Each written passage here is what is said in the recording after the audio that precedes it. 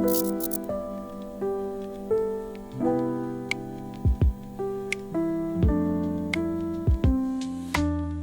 York City, a city of dreams, ambition, and contradictions. Its skyline is more than just a collection of buildings. It's a living testament to human ingenuity, a canvas where architects paint their boldest visions. And rising above West 53rd Street, piercing the heavens with its sleek silhouette, stands 53W53, a building that doesn't just join the skyline, but demands to be noticed. Designed by French architect Jean Nouvel, this isn't merely a skyscraper, it's a statement about modernity, exclusivity, and perhaps even defiance. Welcome to NYC Skyline Stories, where today we explore the art, architecture, and audacity of 53 West 53.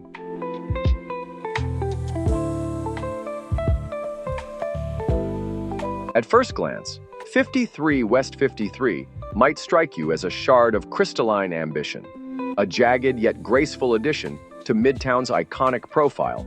But look closer, and you'll see the genius behind its design. That striking exoskeleton, it's not just there to dazzle, it's structural poetry, transferring loads without needing bulky internal columns. The result? Expansive interiors where every square foot screams opulence.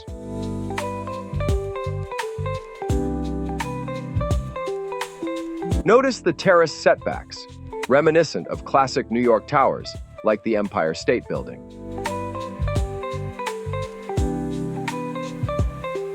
These aren't mere aesthetic flourishes. They're functional spaces, offering residents private outdoor terraces, a rarity in super-tall buildings. In a city obsessed with maximizing space, these setbacks are both a nod to history and a bold step forward. The materials tell their own story. Crystal clear glass meets subtly reflective steel, creating a facade that interacts with the city around it. During the day, sunlight dances across its surface. At night, it glows softly against the urban glow.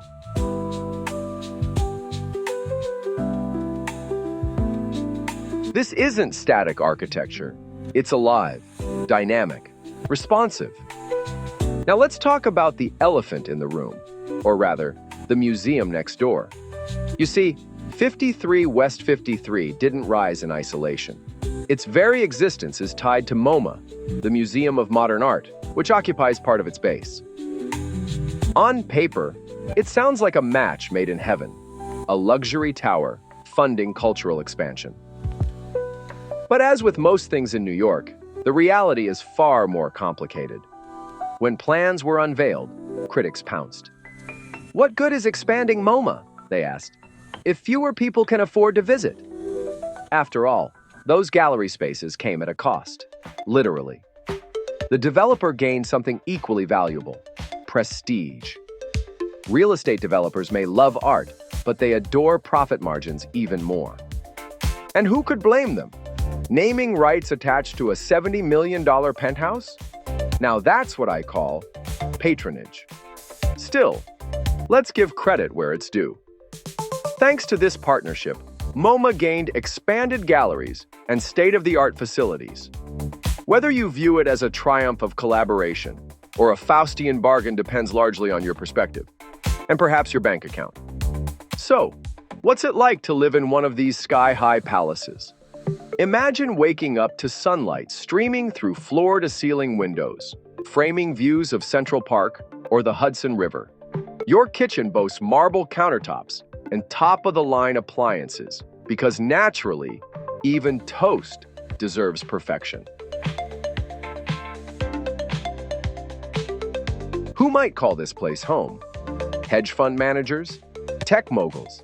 Instagram influencers seeking the ultimate backdrop for their selfies? All of the above, likely. With units starting in the millions and penthouses reaching upwards of $70 million. 53 W53 caters to a rarefied clientele.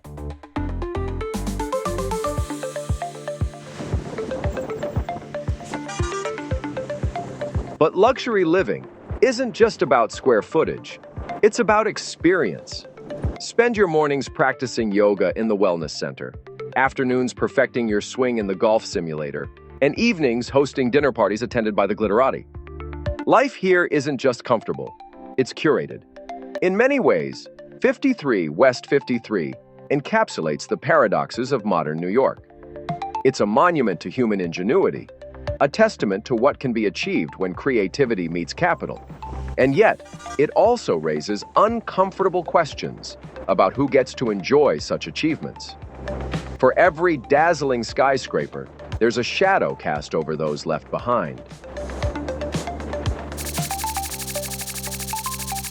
Still, one cannot deny the thrill of seeing this tower rise above Midtown, its silhouette adding another chapter to the story written in steel and stone. Like all great buildings, it tells us something about who we are and who we aspire to be.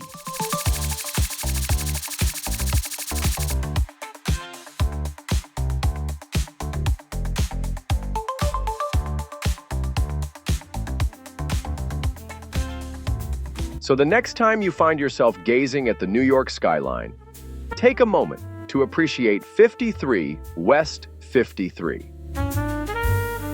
Love it or loathe it, it's a reminder that cities are never static.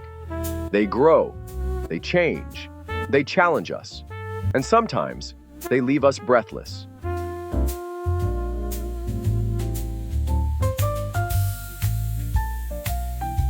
And with that, we've reached the end of this episode of NYC Skyline Stories. If you've enjoyed our journey through the 53W53, perhaps you'll consider leaving a like or subscribing for more skyline explorations. But no pressure, of course. We all have our digital distractions to attend to. That said, if you're inclined to share your thoughts, or even suggest the next building we should explore, I'd be delighted to hear from you in the comments. And should you feel so moved as to share this video with fellow aficionados of architecture, well, I certainly wouldn't object. Thank you for joining me today. Until next time, keep gazing skyward, for the skyline always has another story to tell. This is Arthur, signing off.